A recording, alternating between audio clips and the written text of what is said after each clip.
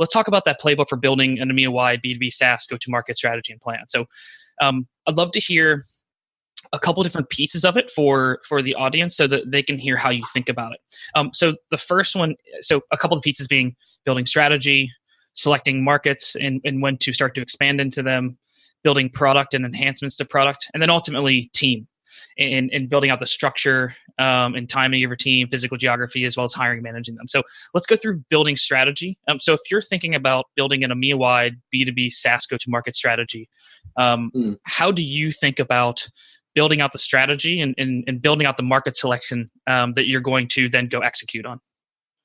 Yeah, so I think I would start off by thinking around, it's a case of having, you start off with like directional confidence, okay? And I think, at this early stage, getting to a point where you are 80% comfortable and confident in the decisions that you're making is kind of like really how you need to operate, And so some people say, you have to get comfortable being uncomfortable. And I think that's BS, because like the nature of being uncomfortable is like, it is uncomfortable. But, my interpretation of that is like, you've got to be comfortable with being 80% confident.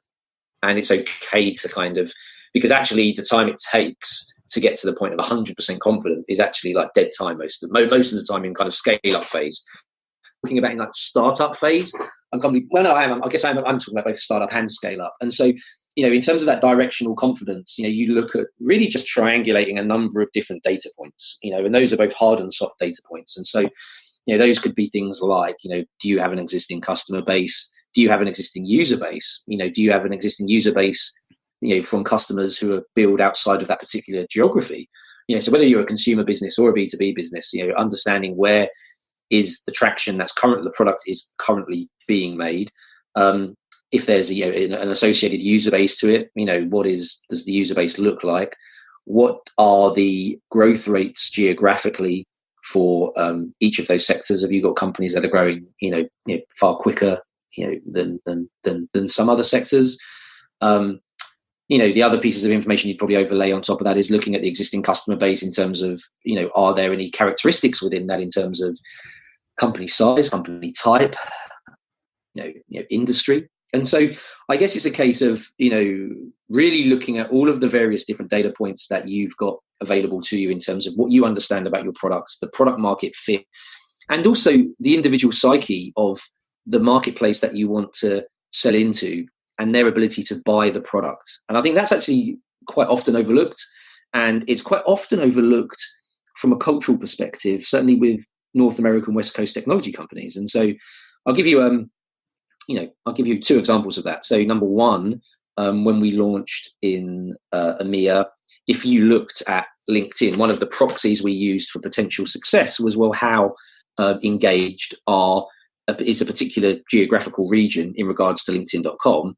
And the assumption we made on that was, well, actually, if there's significant traction on LinkedIn.com, we think we can sell the concept of that audience to people within a particular geography. So, for example, we had a high degree of engagement amongst members within Denmark, but actually the notion of direct sourcing and headhunting from your competitors from a cultural perspective was something that actually locally in Denmark is like really that's not the case now, but certainly like 10 years ago or whatever, that the principle of direct sourcing kind of from an ethical perspective was something that they weren't comfortable with. And so unless you happen to know that, you could, a bunch of decisions could be made in North America based around data in terms of, wow, okay, we've run an algorithm based on kind of, penetration of membership, growth of online sales, engagement within the product. We've identified Denmark as a top 4 market in EMEA. But actually the reality of that is there are cultural blockers to that particular product that you made that we weren't aware of. So another practical example of that as well is you can have a product that, or a customer that in principle looks like they should really use the product.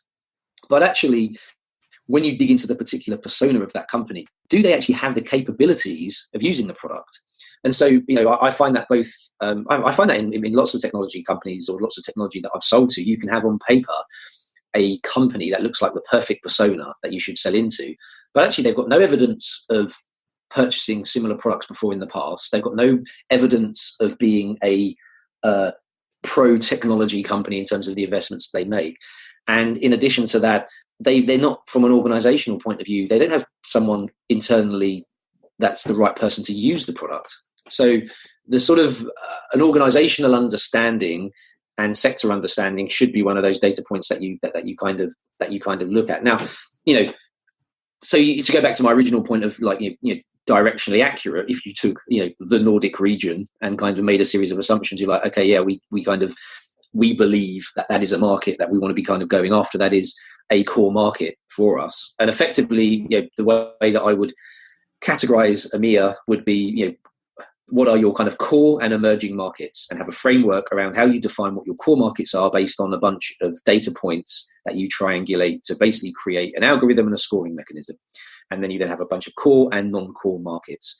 You then orientate sales teams around those core markets with then, a percentage of their time focused on non-core markets, that when they reach a particular tipping point, you kind of pull them into the fold and put more of a focus on them.